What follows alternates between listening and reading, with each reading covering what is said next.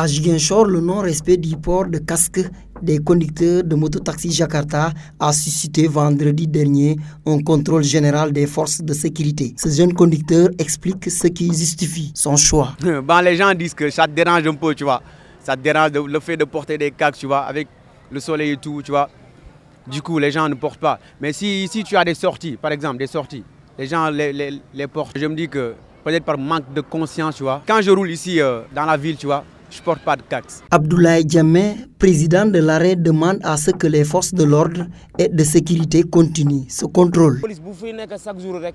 Je pense que c'est des opérations que les policiers doivent poursuivre. Il faut le faire régulièrement. Comme ça, les Jakartamans vont quand même respecter les règlements. Mais s'ils le font aujourd'hui et attendre encore des mois pour le refaire, parfois, ça n'arrange pas la sécurité du Jakartaman. C'est pourquoi on entend quelquefois des Jakartamans dire que les policiers descendent sur le terrain quand ils ont besoin de l'argent.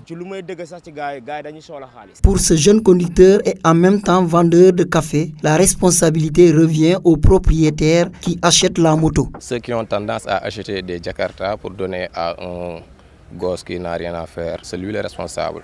En m'emmenant un Jakarta, donc, il doit être accompagné avec un casque pour rassurer ma sécurité et non pas de voir comment vous, l'acheteur du Jakarta, ce que vous allez y gagner. La sécurité de la personne qui conduit la moto d'abord. Le casque est toujours utile. Tu conduis dans des voies différentes.